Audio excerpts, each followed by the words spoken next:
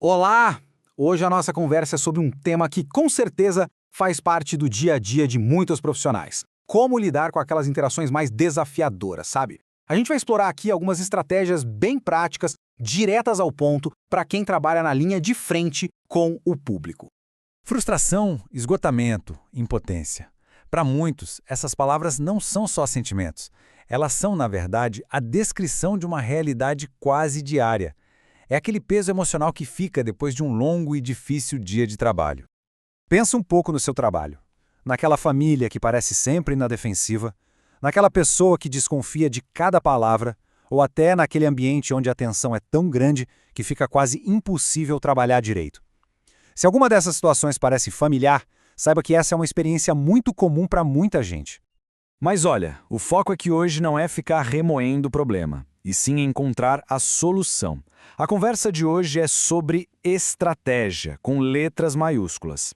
A gente vai mergulhar em 5 técnicas de comunicação bem práticas, pensadas para ajudar a transformar essas interações complicadas. E a gente começa pelo ponto de partida de tudo, a nossa própria mentalidade. É isso mesmo. Antes de tentar mudar a conversa lá fora, a gente precisa primeiro ajustar a nossa perspectiva aqui dentro. A primeira estratégia é a do detetive empático. A ideia é a seguinte: em vez da gente simplesmente rotular alguém como difícil, o que, convenhamos, já levanta um muro entre as pessoas, essa abordagem convida a gente a investigar, a se perguntar qual é a causa real por trás daquele comportamento. Pensa num iceberg. O que a gente vê, a resistência, a agressividade, é só a pontinha. Por baixo pode ter muita coisa.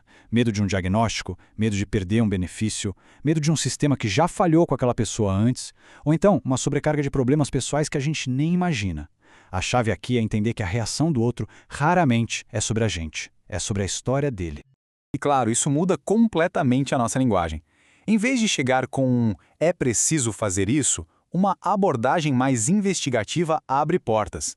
Uma frase como essa aqui transforma uma ordem num convite. Isso ajuda a desarmar a defesa da pessoa e mostra que a gente está ali para entender e não para mandar. Agora, a segunda estratégia é uma das mais poderosas que existem. As pessoas só começam a nos escutar de verdade depois que elas se sentem ouvidas. Validar o que o outro sente constrói pontes de confiança. E o ponto mais importante é: validar um sentimento não significa concordar com uma ação. É só reconhecer que, na perspectiva daquela pessoa, a emoção dela é real e válida. Olha só a diferença que isso faz na prática. No lado esquerdo, uma resposta que invalida, que basicamente diz: o seu sentimento não importa, as coisas são assim. Já do lado direito, a resposta valida a frustração. Ela não promete consertar o sistema, mas diz: eu vejo a sua dor. E só essa conexão já torna a pessoa muito mais aberta ao que vem depois. E aqui a gente tem algumas frases que são verdadeiras ferramentas para desarmar a tensão. Coisas simples como "imagino como isso deve ser difícil" ou "faz sentido se sentir assim" são jeitos muito eficazes de mostrar empatia e começar a construir essa confiança. Ok, depois de olhar para dentro, para a nossa mentalidade, vamos para o trabalho externo. Agora, o foco vai ser em habilidades de comunicação que a gente pode usar ativamente para criar conexão e colaboração. A terceira estratégia é o espelhamento. Muitas vezes, a resistência não está no que a gente diz, mas em como a gente diz. O espelhamento cria uma conexão sutil, quase inconsciente, seja ajustando o tom de voz para ficar mais parecido com o da pessoa, ou verbalmente, repetindo com as nossas palavras o que ela disse. Isso é a base da escuta ativa. Esse aqui é um exemplo perfeito de espelhamento verbal.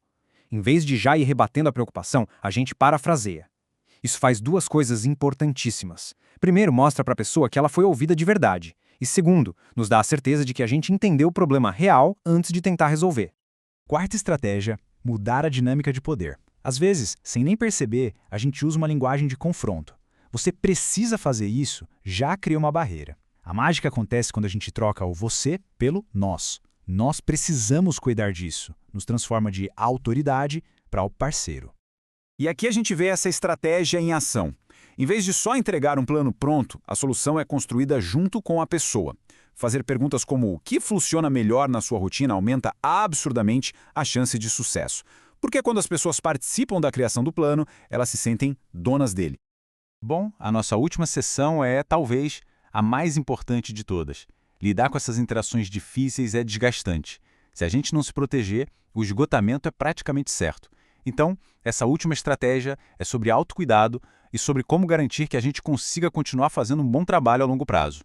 Essa blindagem emocional se apoia em 3 pilares. Primeiro, não levar para o lado pessoal. Lembra do iceberg? A reação do outro fala sobre a história dele, não sobre nós. Segundo, conhecer os nossos limites. Nosso papel é ser um guia, não um salvador. E terceiro, e muito importante, estabelecer limites claros e firmes. E o ponto crucial aqui é ter um plano, estar preparado. Se uma conversa passa do limite e se torna abusiva, é nosso direito e nosso dever profissional nos retirar da situação de forma profissional. Essa frase é um roteiro excelente. Ela valida a emoção, mas estabelece o limite e oferece um caminho para seguir. Proteger a si mesmo não é fraqueza, é profissionalismo. E assim a gente chega ao final da nossa conversa. Vamos então só recapitular o nosso kit de ferramentas estratégico. Então, aqui estão as nossas 5 estratégias centrais. Ser um detetive empático para investigar em vez de julgar. Validar sentimentos para criar confiança. Usar espelhamento e escutativa para entender de verdade. Focar em soluções conjuntas, em parceria. E, acima de tudo, praticar blindagem emocional para a gente se proteger. Não é uma fórmula mágica, mas com prática são ferramentas que realmente transformam. E para fechar, fica essa reflexão. Não se trata de tentar dominar tudo de uma vez, mas de dar o primeiro passo. Dessas 5 estratégias que a gente conversou, qual delas parece fazer mais sentido para os seus desafios de agora? Qual pequeno passo pode ser dado já na próxima interação para começar a mudar essa dinâmica? A transformação começa com uma escolha.